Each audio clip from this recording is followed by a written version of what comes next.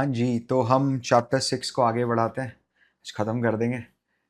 इसमें corporate action adjustments करके आपको थोड़ा सा दिया हुआ है, बट बिलीव मी मज़ा नहीं आएगा उसमें, है ना।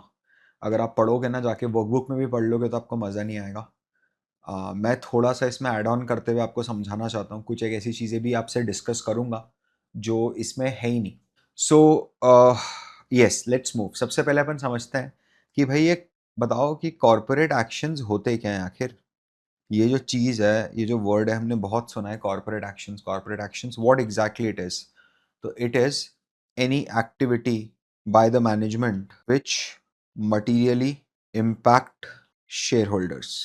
कोई भी एक ऐसी एक्टिविटी जो मैनेजमेंट करता है और जिसका शेयर होल्डर्स पे बहुत मटीरियल इम्पैक्ट आता है, ठीक है, तो उसको कॉर्पोरेट एक्शंस बोलते हैं। हमें यहाँ पर कॉर्पोरेट एक्शंस के एडजस्टमेंट समझाए गए हैं, ठीक है, तो अपन वो भी समझेंगे, डोंट वरी।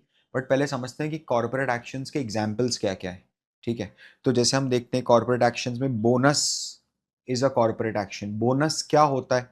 आपके पास किसी कंपनी के 2 शेयर हैं और कंपनी आपको 1 शेयर फोकट में दे देती है, समझ रहे हो आप? तो ये होगा 2:1, 2 for 1 share, sorry, 1 for 2, 1:2, right? One bonus share for every 2 shares you are holding, right. So this is bonus share, ये आपको कंपनी फ्री में दे देती है। राइट्स इशू क्या होता है? राइट्स इशू होता है कि कंपनी अपने एग्जिस्टिंग शेयर होल्डर्स को एक अपॉर्चुनिटी देती है कि आपको अगर और शेयर खरीदने तो आप हमसे डायरेक्टली खरीद लो डिस्काउंटेड प्राइस में, rather than from the secondary market. आपको बाजार में जाके खरीदने की जरूरत नहीं है, आप मुझसे खरीदो, सेकेंडरी मार्केट में आप मत जाओ, मैं आपको 15% 20% डिस्काउंट में दे दूंगा, ठीक है। स्टॉक स्प्लिट क्या होता है? स्टॉक स्प्लिट सिंपल है, पहले 1000 रुपए का एक स्टॉक था, अब वो टूट के 100 रुपए के 10 स्टॉक हो गए ना। 1000 रुपए का पहले एक स्टॉक था, अब टूट के 100 रुपए का 10 स्टॉक हो गया, वो स्टॉक स्प्लिट होता है। डिविडेंड क्या होता है? जब कंपनी साल भर कोई मुनाफा कमाती है, जो भी प्रॉफिट कमाती है, उस प्रॉफिट में से कुछ पैसा तो कंपनी वापस धंधे में डाल देती है, कुछ पैसा अपने पास फ्यूचर के लिए रखती है, और थोड़ा सा पैसा वापस वो शेयर होल्डर्स को रिटर्न कर देती है as a profit, that is dividend. Reverse stock split क्या होता है? सिंपल सी बात है, 10 रुपए का शेयर था, ठीक है, तो इन्होंने क्या करा, 10 शेयर मिला के एक शेयर बना दिया 100 रुपए का, वैल्यू प्राइस बढ़ा दिया बस शेयर का। जिसके पास 100 शेयर थे 10 रुपए वाले, अब उसके पास 100 रुपए का एक शेयर है और 10 शेयर है 1000 रुपए के, ठीक है। बात वही होगी, आपकी वैल्यू सेम रहनी चाहिए। डीमर्जर मतलब जैसे अभी हुआ था सनोफी लिमिटेड, ठीक है। सनोफी लिमिटेड करके कंपनी है जो कॉम्बी फ्लैम बनाती है, कॉम्बी फ्लैम और जो कफ सिरप्स वगैरह भी बनाती है। तो उसने क्या करा, उसने अपने बिजनेसेस को 2 पार्ट्स में डिवाइड कर दिया। नंबर 1 एक करा आपका सनोफी लिमिटेड, ठीक है, और दूसरा करा सनोफी कंज्यूमर लिमिटेड। तो इन्होंने क्या बोला, इन्होंने बोला जिसके पास भी सनोफी के शेयर्स हैं, हम उसको कुछ शेयर्स फ्री में सनोफी कंज्यूमर लिमिटेड के दे देंगे, that is demerger. Spin off कर दिया उन्होंने बिजनेस। रिलायंस इंडस्ट्रीज के शेयर होल्डर्स को कुछ शेयर्स फ्री में रिलायंस जियो के दिए गए, जियो फाइनेंस के दिए गए, सिंपल सी बात है। तो यार ये बेसिक मैंने मोटे मोटे लेवल पे कॉर्पोरेट एक्शंस क्या होते हैं वो कवर किए, ठीक है, ये कोई एंड नहीं है।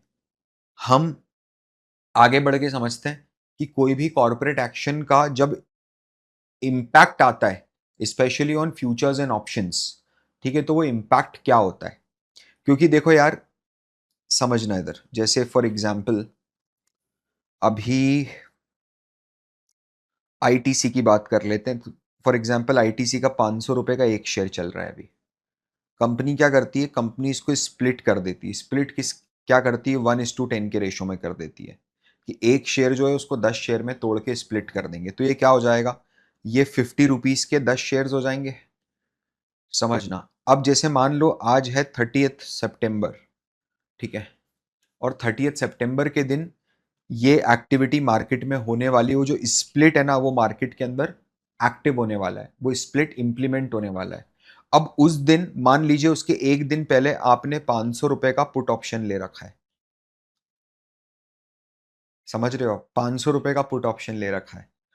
तो आपको ऐसा नहीं लगता है कि अगले दिन तो मार्केट में प्राइस 50 रुपए हो जाएगा सीधे गिर के? तो क्या आपको ऐसा लगता है कि आपका जो पुट ऑप्शन है इसकी वैल्यू 1000 1500 ऐसी कुछ हो जाएगी? नहीं, ऐसा कुछ नहीं होने वाला है। समझ रहे हो आप मेरी बात? जब भी कोई बोनस आता है, जब भी कोई डिविडेंड आता है, जब भी कोई बोनस इशू आता है, कोई स्प्लिट होता है, स्टॉक स्प्लिट होता है, डीमर्जर होता है, ठीक है, तो उसका ऑब्जेक्टिव जो होता है ना, वो कभी भी शेयर होल्डर की वेल्थ को तुरंत बढ़ाना नहीं होता है, ये बात ध्यान रखना। मतलब मेरा बोलने का ये है बाबू, मैं एक बार और समझा देता हूं इसमें, और रियल एग्जाम्पल लेके समझा देता हूं, कोई दिक्कत वाली बात नहीं है। से फॉर एग्जाम्पल, आपके पास रिलायंस इंडस्ट्रीज के 1000 शेयर्स हैं। रिलायंस इंडस्ट्रीज ने बोला कि हम है ना जियो फाइनेंस करके एक कंपनी नई मार्केट में लॉन्च कर रहे हैं, जियो फाइनेंस, ठीक है, और जो भी रिलायंस इंडस्ट्रीज के एग्जिस्टिंग शेयर होल्डर्स हैं, हम इन लोगों को 1:1 के रेशो में शेयर दे देंगे। मतलब जैसे मेरे पास अगर 1000 शेयर रिलायंस इंडस्ट्रीज के हैं, तो 1000 शेयर मेरे पास जियो फाइनेंस के भी आ जाएंगे। ठीक है सर, समझ में आ गया। जब ये अनाउंसमेंट हुआ तो इस अनाउंसमेंट की एक रिकॉर्ड डेट बोली गई। हर कॉर्पोरेट एक्शन की एक रिकॉर्ड डेट होती है, ध्यान से समझ लेना ये वाला कंसेप्ट ना। इसमें मैंने फ्लावर और क्लाउड भी बना दिया है। मतलब ये है कि अगर इसकी रिकॉर्ड डेट है 25 सितंबर, तो 25 सितंबर के दिन जो जो लोग कंपनी के रजिस्टर में as a shareholder listed होंगे, उन्हीं लोगों को ये 1000 शेयर फ्री में दिए जाएंगे।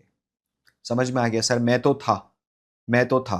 तो जब मैंने ये शेयर, रिकॉर्ड डेट जो थी 25 सितंबर, उस दिन रिलायंस इंडस्ट्रीज की कीमत जो थी वो 3000 रुपए का एक शेयर चल रहा था सर। रियल लाइफ सिनेरियो बता रहा हूं। तो मतलब मेरे पोर्टफोलियो की वैल्यू क्या हो गई सर? मेरे पोर्टफोलियो की वैल्यू हो गई 3000 इंटू 1000, 30 लाख रुपए। ठीक है, 30 लाख रुपए की वैल्यू हो गई। ठीक है सर, अब क्या हुआ? अब रिकॉर्ड डेट आई। ये रिकॉर्ड डेट के जस्ट एक दिन पहले की वैल्यू है। रिकॉर्ड डेट आई, ठीक है। अब रिकॉर्ड डेट वाले दिन क्या होगा समझना। रिकॉर्ड डेट वाले दिन आपको ये बोला जाएगा, जब ये अनाउंसमेंट होता है उसमें ये बोला जाता है कि भाई देखो, जियो फाइनेंस का जो शेयर है उसको जो हम मार्केट में मिनिमम अमाउंट पे लिस्ट करेंगे वो होगा 200 रुपए। ठीक है, तो मान लीजिए आपके पास 1000 शेयर, मान लो ऐसा रिकॉर्ड डेट पे शेयर मिलते नहीं, लेकिन आपके पास 1000 शेयर जियो फाइनेंस के आ गए एट द रेट 200 रुपए के भाव के। ठीक है, तो ये कितना हो गया आपके पास? 2 लाख रुपए। और आपके पास 1000 शेयर्स रिलायंस के तो ऑलरेडी पड़े ही थे, रिलायंस इंडस्ट्रीज लिमिटेड के। मुझे बस इतना बता दो कि उसका प्राइस कितना होगा, उसका प्राइस कितना होगा अगले दिन मार्केट खुलने के पहले। आप क्या लगता है आपको क्या प्राइस पे होगा? समझना, कॉर्पोरेट एक्शन का ऑब्जेक्टिव एक ही होता है कि आपका जो पोर्टफोलियो का वैल्यू है वो कम ज्यादा नहीं होना चाहिए। क्योंकि हमने तो सिर्फ क्वांटिटी के साथ कम ज्यादा करा है, आपकी वेल्थ कैसे बढ़ जाएगी? तो मेरा पोर्टफोलियो अगर 30 लाख रुपीस पे कंसिस्टेंटली बना हुआ है, तो इसका मतलब ये है कि जो 1000 रिलायंस के शेयर्स हैं उनकी कीमत 28 लाख रुपीज होगी, और एक शेयर जो होगा वो 2800 रुपीज प्रति शेयर की कीमत पे रिलायंस इंडस्ट्रीज अगले दिन सुबह ओपन होगा मार्केट में। उसके बाद मार्केट इसका क्या करता है वो राम जाने। ठीक है, वो अपने को मतलब नहीं है उससे। ठीक है, तो आई होप ये समझ में आया होगा आपको कि ऑब्जेक्टिव जो होता है, इंपैक्ट क्या हो रहा है वो समझ रहे हैं अपन, धीरे धीरे इंपैक्ट पे ही आ रहे हैं। Don't worry, don't be in hurry. लेकिन पहला ऑब्जेक्टिव ये है कि मेरी वेल्थ में कुछ कम ज्यादा नहीं होता। मतलब सर बोनस शेयर अगर मिलते हैं मुझे, तो क्या मेरी वेल्थ अभी नहीं बढ़ेगी? अभी नहीं बढ़ेगी बेटा। मतलब ये बोल रहा हूं मैं कि अगर तेरे पास 100 शेयर है और कंपनी ये बोल रही है कि हम हर शेयर के बदले, हर 10 शेयर के बदले एक बोनस शेयर देंगे, तो कंपनी आपके अकाउंट में 10 शेयर फोकट में डाल देगी। लेकिन जिस दिन वो आपके अकाउंट में क्रेडिट होंगे, उस दिन जो शेयर का प्राइस होगा वो इस तरीके से एडजस्ट हो जाएगा कि आपके टोटल अमाउंट जो होगा वो आपकी पुरानी वैल्यू रहेगी शेयर की, मतलब 1000 रुपए रहेगी। समझ में आया? परफेक्टली क्लियर है? चलो, अब ध्यान से समझना। जो एडजस्टमेंट होंगे वो मैं दो लेवल पे करूंगा। एक, मैं स्ट्राइक प्राइस पे एडजस्ट करूंगा। मतलब मैं ऑप्शन की बात करता हूं, तो अगर किसी ने 500 रुपए का पुट ले रखा है आईटीसी का, और आईटीसी 1:10 में स्प्लिट हो गया, तो वो 500 का पुट अब 50 का पुट हो जाएगा। समझ रहे हो? और फिर मैं क्वांटिटी भी एडजस्ट करूंगा। किसी ने अगर मान लो पहले जो लॉट होता था वो 1000 शेयर्स का एक लॉट होता था, अब वो 10,000 शेयर का एक लॉट होगा, विल एडजस्ट द क्वांटिटी। ठीक है, समझना। टाइमिंग, टाइमिंग ऑफ एडजस्टमेंट, ये एडजस्टमेंट जो होता है ये कब होता है सर?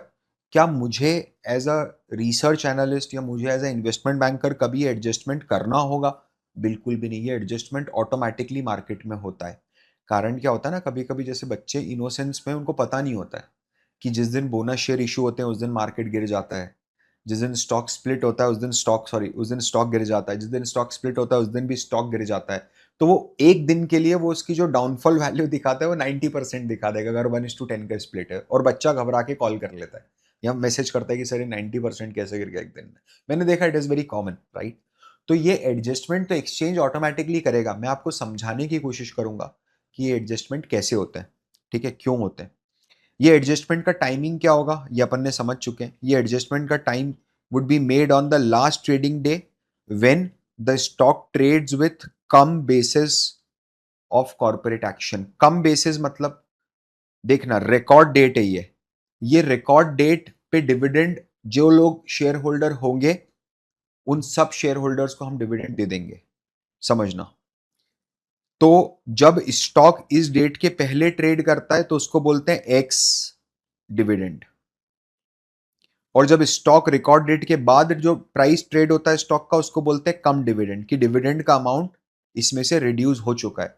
तो जो कम है मतलब ये है कि हम उस डेट के दिन एडजस्टमेंट करेंगे जिस डेट के दिन ये इंपैक्ट आने वाला होगा किसी भी कॉर्पोरेट एक्शन का, उसी दिन एडजस्टमेंट होगा। बिल्कुल सही है। अब हम समझते हैं कि बोनस का एडजस्टमेंट क्या होता है। ठीक है, आप एकदम सिंपल, बिल्कुल मैं सिंपल भाषा में बताऊंगा आपको, आप लोग भी बिल्कुल सिंपल लैंग्वेज में समझिएगा। ठीक है, बोनस क्या होता है वो आपको समझ में आया?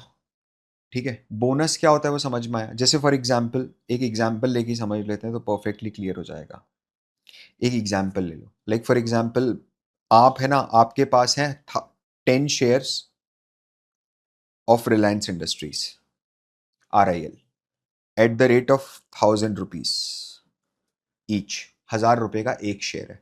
ठीक है, अब अनाउंस हुआ बोनस, बोनस अनाउंस हुआ, बोनस इशू अनाउंस हुआ 2:1 में। तो 2:1 का मतलब क्या होता है पता है? 2:1 का मतलब होता है we will receive 2 bonus shares for every 1 share. ठीक है, परफेक्टली मेरे को समझ में आया। अब मेरे को ये बताओ कि जिस दिन ये शेयर मेरे अकाउंट में क्रेडिट होगा उस दिन क्या होगा एग्जैक्टली exactly? ठीक है, तो उस दिन वही होगा जो होता है। पहले आपकी वैल्यू ऑफ होल्डिंग 10,000 थी और आपके पास 10 शेयर थे। अब आपको 2 शेयर मिलेंगे हर एक शेयर के बदले। तो बोनस शेयर आपको कितने मिलेंगे समझ लेने इधर, बोनस शेयर कितने मिलेंगे 20। तो आपके पास टोटल शेयर कितने हो गए, टोटल शेयर कितने हो गए 30। लेकिन आपकी वैल्यू जो है वो वैल्यू तो 10,000 ही रहेगी। अरे वैल्यू तो 10,000 ही रहेगी, ये जो वैल्यू है आपकी पोर्टफोलियो की वो तो 10,000 ही रहेगी। तो प्राइस कितना हो जाएगा, कम, कम बोनस प्राइस कितना हो जाएगा, कम बोनस प्राइस, कम बोनस प्राइस हो जाएगा 333.33 रुपीज। मैंने एकदम आराम से 100 रुपए 50 रुपए के हिसाब से आपको एडजस्टमेंट करके बताया कि बोनस का इफेक्ट क्या आएगा स्टॉक पे। अभी अपन F&O पे नहीं घुसे। ठीक है सर, इसमें मेरे को बस एक चीज बता दो। अभी तो जैसे मेरे पास 10 शेयर थे और कंपनी ने हर एक शेयर के बदले मेरे को 2 शेयर दिया, समझ में आता है? ठीक है, मान लीजिए है ना, ये एग्जाम्पल को 2 मिनट के लिए मैं बीच में क्रॉस करके आगे बढ़ रहा हूं। नोट, ठीक है, if company announce 1:2 bonus, that is 1 for every 2 shares, समझिएगा, and we have only 1 share, हमारे पास सिर्फ एक ही शेयर है। हमारे पास 2 शेयर होते तो कंपनी एक शेयर दे देती, अब हमारे पास तो एक ही शेयर है। ठीक है, तो ideally we will get cash equivalent to 0.5 shares in our account. समझ में आ रहा है? परफेक्टली क्लियर है। अब आगे बढ़ते हैं। अब देखते हैं अपन यहां पर impact of bonus on FNO. अब समझना, ये जो हमने एग्जाम्पल लिया है, ये वाला जो एग्जाम्पल है, ठीक है, हम क्या करेंगे पता है? हम है ना फैक्टर निकालने की कोशिश करेंगे कि फैक्टर क्या होता है। ठीक है, फैक्टर क्या होता है? Number one, calculate factor of bonus issue. Bonus issue का फैक्टर कैलकुलेट करो। से फॉर एग्जाम्पल बोनस जो आया है आपका, वो A/B आया है, A/B के रेशो में आया है। ठीक है, इसमें A जो है वो है नंबर ऑफ बोनस शेयर्स और B जो है वो है नंबर ऑफ एग्जिस्टिंग शेयर्स। तो मैं क्या करता हूं पता है?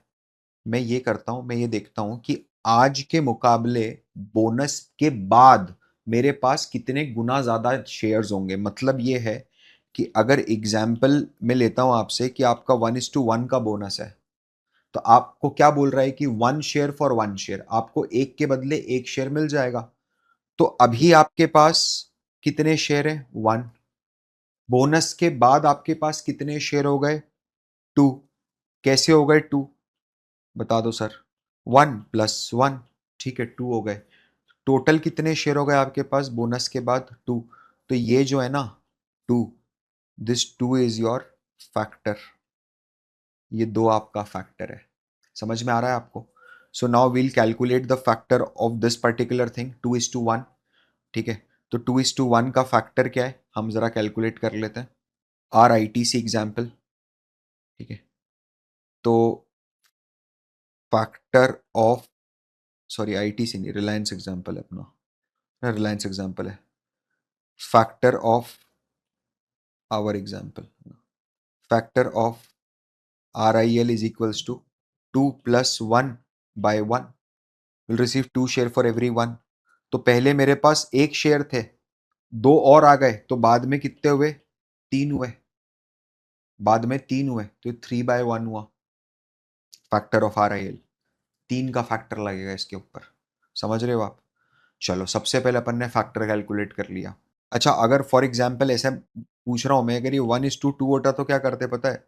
डिवाइडेड बाय 2, 1 प्लस, हाँ सॉरी, डिवाइड बाय 2 और ऊपर 1 + 2, तो ये आपका आ जाता 1.5। समझ में आ रहा है आप लोगों को? परफेक्टली क्लियर है। चलो अब आगे बढ़ते हैं। तो फैक्टर हो गया अपना RIL का 3। अब क्या करते हैं? Our option position, position option position before bonus. अपनी ऑप्शन की क्या पोजीशन थी बोनस के पहले? मान लो अपन ने जो स्ट्राइक प्राइस था हमारा, जो भी स्ट्राइक प्राइस था हमारा वो था, नहीं, हमने ऐसे नहीं बोलता हूं मैं, मान लीजिए हमारे पास थे 5 लॉट्स, ठीक है, ऑफ RIL 1200 का call at the rate 10 rupees. मान लीजिए एक चीज था। तो सिंपल सी बात है, ये जो है ये नंबर ऑफ लॉट्स हैं। ठीक है, ये जो है ये स्ट्राइक प्राइस है 1200 रुपये जो आपको दिख रहा है, ये जो है ये प्रीमियम है। समझना ज़रा, ठीक है, ये जो है ये प्रीमियम है। और साथ में क्वांटिटी पहले क्या थी? 1 लॉट इक्वल टू 1000। ईस के लिए ले लेते हैं अपन, कोई प्रॉब्लम नहीं। चलो बहुत बढ़िया। अब ऑप्शन आफ्टर बोनस, सबसे पहले स्ट्राइक प्राइस। कम बोनस करने के लिए क्या करना पड़ेगा पता है आपको? What you need to do? You need to divide old strike price with adjustment factor. मतलब पहले ये अपने पास 1200 का स्ट्राइक प्राइस था, अपने पास 3 का फैक्टर है, तो 1200 डिवाइडेड बाय 3, तो ये हो गया 400। परफेक्ट। ठीक है, अगला क्या है? एक मिनट ज़रा मैं इसको ले लेता हूँ। ये आप लोग भी नोट्स बनाते जाइए, ये है नहीं आपके नोट्स में जो एग्जाम्पल मैं करा रहा हूँ। ठीक है, तो मेरा क्या हो गया? मेरा एक स्ट्राइक प्राइस तो सेट हो गया कि चलो जो 1200 का कॉल था ये बोनस आने के बाद अब मुझे मेरे अकाउंट में 400 के कॉल के बराबर दिखेगा। ठीक है, अब सर इसका जो प्रीमियम था, ठीक है, वो प्रीमियम, तो प्रीमियम का एडजस्टमेंट भी वैसे ही करेंगे, old premium minus adjustment factor. तो ओल्ड प्रीमियम 10 था, एडजस्टमेंट फैक्टर 3 है, तो 3.33 रुपीज का मेरा प्रीमियम हो गया। परफेक्ट, कोई प्रॉब्लम नहीं है। ठीक है। लॉट साइज, लॉट साइज, क्योंकि समझना, अब लॉट साइज में डिवीजन नहीं होगा ना, डिवीजन प्राइस में होगा। लॉट साइज, पहले कितने लॉट थे अपने पास? 5 लॉट थे, 5 लॉट, समझना। तो 5 लॉट थे, तो अब कितने लॉट हो जाएंगे आपके पास? 5 × 3, 15 लॉट्स। अगर लॉट बढ़ा रहे हो देखना, तो क्वांटिटी सेम रहेगी।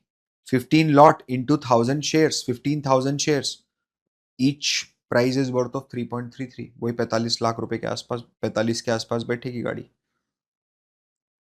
50 के आसपास, यस। समझ रहे हो आप? Will just calculate it very quickly. Let me just, upon 1 minute देख लेते हैं, तो है ना।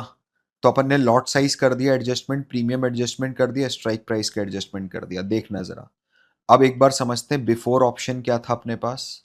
अपने पास बिफोर ऑप्शन था 5 लॉट में 10,000 ना, 1,000, तो 5,000 RIL के 1200 के कॉल @10 रुपए, तो इसकी वैल्यू बन रही थी 5,000 इंटू 10, 50,000। ठीक है। आफ्टर के बाद क्या होगा, चेक कर लेंगे, कुछ होगा तो समझ में आ जाएगा ना अभी। आफ्टर के बाद क्या होगा, ये जो लॉट है ये 15 लॉट हो गए। ठीक है, तो अब क्या है, 15,000 शेयर है अपने पास, 15,000 RIL, 1200 का 400 हो गया है, 400 का कॉल @3.33 रुपीज। एक बार इसको चेक कर लीजिए आप कैलकुलेटर में, मैं चेक कर लेता हूँ आपके लिए। 15,000 इंटू 3.333333 एंड तक लेके जाता हूँ मैं, तो एग्जैक्टली 50,000 आ रहा है। Objective of the adjustment has been met, the value should not go here and there. ठीक है, तो ये जो मैंने एडजस्टमेंट करा, ये मेरा एडजस्टमेंट एकदम परफेक्ट हुआ है। ठीक है, समझ में आ रहा है सब लोगों को? चलो, अब क्या होगा ना, जैसे एडजस्टमेंट फैक्टर्स बदलते जाएंगे, जैसे यहां पर क्या होता है, यहां पर एडजस्टमेंट फैक्टर 1+1/1 है। मतलब एडजस्टमेंट फैक्टर क्या है, मैं यहां लिख देता हूं एक बार, ताकि just right it over here in a bubble, right. तो इसका जो एडजस्टमेंट फैक्टर है, that is A+B/B, that is adjustment factor. ठीक है। अब अगर राइट आ रहा है, स्टॉक स्प्लिट हो रहा है, sorry not right, stock split हो रहा है, मान लीजिए, है ना, स्टॉक स्प्लिट हो रहा है, अपन तो ये समझ रहे हैं कि अभी क्या हो रहा है, हमारे पास रिलायंस के शेयर्स थे, ये वाले शेयर्स ना, ठीक है। तो बोनस एडजस्टमेंट अपन ने ले लिया, इसी की एग्जांपल को कैरी फॉरवर्ड कर लेते हैं, कॉपी, परफेक्ट। चलिए, हाँ जी, स्टॉक स्प्लिट क्या है पता है? स्टॉक स्प्लिट, मान लीजिए अगर इसका 2:1 है, तो इसका मतलब ये है कि जो आपका एक शेयर है, उसके बदले आपको 2 शेयर मिल जाएंगे, 2 for 1। हम आपसे आपका एक शेयर ले लेंगे और आपको 2 शेयर दे देंगे। ठीक है, तो we will receive 2 shares for every 1 share. We will not receive, rather the language is incorrect for this, so I'll just wipe it out quickly, right। और इसका इंटरप्रिटेशन जो आता है वो ऐसा आता है, that our 1 share will be divided into 2। समझ रहे हो? Split into 2। Now please understand, समझना। इसका एडजस्टमेंट फैक्टर क्या होगा पता है? ये आप लोगों को थोड़ा ध्यान में रखना पड़ेगा, बट एडजस्टमेंट फैक्टर क्या होता है स्टॉक स्प्लिट का? जैसे स्प्लिट में जो A/B है, तो उसमें जो A है, वो A ये है, that new number of shares after split, और बी है old number of shares before split। समझ रहे हो आप? समझना। तो जो मेरा एडजस्टमेंट फैक्टर बनेगा वो क्या बनेगा पता है? My adjustment factor would be a by b that is equals to 2 by 1 that is equals to 2। अब बाकी आपको क्या करना है आपको पता है, प्राइस को और स्ट्राइक प्राइस को, प्रीमियम को और स्ट्राइक प्राइस को डिवाइड करना है एडजस्टमेंट फैक्टर से, और या तो लॉट साइज को या फिर क्वांटिटी पर लॉट को मल्टीप्लाई करना है एडजस्टमेंट फैक्टर। समझ में आ रहा है? सबको क्लियर है? वैसे ही डिविडेंड का एडजस्टमेंट, अब एक वो राइट इशू का और एडजस्टमेंट है बट वो बहुत लंबा टन जाएगा, कोई मतलब नहीं। और यार ये क्या होता है ना, दिस इज, आप समझ रहे हो, ये रोट लर्निंग है ब्रो, ये प्रैक्टिकल आपको काम नहीं आने वाली है। ये तो यार मतलब this is the particular Indian mindset. ठीक है आपको समझा दो आप, लेकिन आप बेसिक समझा दो ना, आप इतना डेप्थ में क्यों उतार रहे हो उसको पूरी तरीके से? क्योंकि ये कैलकुलेशन आपको बस पता होना चाहिए कि हाँ यार मैं समझ गया। वैसे तो बनिया नीति है, कोई एडजस्टमेंट फैक्टर की जरूरत नहीं है। आपको खुद समझ में आ जाना चाहिए कि मेरी वेल्थ नहीं बढ़ेगी, तो रिवर्स इंजीनियरिंग करके आप आगे का प्राइस कैलकुलेट कर लो कि क्या प्राइस है। ठीक है, चलो अब डिविडेंड का एडजस्टमेंट देख लेते हैं एक बार। वो राइट इशू का एक एडजस्टमेंट है, वो आप पढ़ लीजिएगा, वो बहुत आसान है, कोई ऐसी बड़ी बात नहीं है। डिविडेंड एडजस्टमेंट में आपको ये बताया गया है कि अगर जो डिविडेंड का अमाउंट है that is less than 2% of the market cap, तो नो एडजस्टमेंट, कोई एडजस्टमेंट नहीं होगा। ये ऑर्डिनरी डिविडेंड की बात हो रही है। ऑर्डिनरी डिविडेंड मतलब जो साल में एक बार होता है। एक्स्ट्राऑर्डिनरी डिविडेंड का क्या मतलब होता है? मतलब इनके हिसाब से कि dividend should be more than 2% of the market cap. अगर डिविडेंड 2% से ज्यादा है मेरे टोटल मार्केट कैप, यानी 20 लाख करोड़ का रिलायंस का मार्केट कैप है, और अंबानी जी ने 40,000 करोड़ से ज्यादा का डिविडेंड इशू कर दिया मार्केट में, ठीक है, तो आप क्या करोगे? You will do the adjustment. अब वो एडजस्टमेंट क्या करना है समझना, जो डिविडेंड का अमाउंट है एग्जैक्टली उतने रुपए से स्टॉक प्राइस कम हो जाता है। ठीक है, और ये जो है झटका झेलना पड़ता है एफएनओ वालों को, कुछ नहीं कर सकते आप। सीधे सीधे आपको पता है कम होने वाला है तो मत मर कर दो, अंदर घुसो उसमें। ठीक है, जबरदस्ती मत घुसो। थोड़ा आपको भी पढ़ना पड़ेगा, मतलब you need to understand, you also need to push yourself, right. अब अगला अपना एक डिस्कशन का टॉपिक है मर्जर डीमर्जर।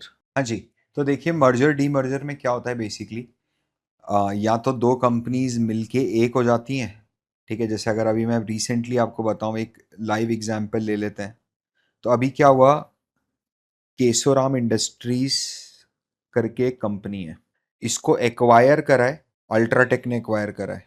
अल्ट्राटेक सीमेंट्स ने एक्वायर कर लिया। अल्ट्राटेक सीमेंट ने बोला है कि हमको केशोराम के 52 शेयर्स के बदले हम आपको अल्ट्राटेक का एक शेयर दे देंगे। ठीक है, समझ में आ गई बात? परफेक्टली क्लियर है। नाउ इस दौरान क्या हुआ पता है, दो मुख्य पॉइंट है जिसपे हमें एनआईएसएम प्रोग्राम के अंतर्गत फोकस करना है। नंबर वन, एक इज रिकॉर्ड डेट।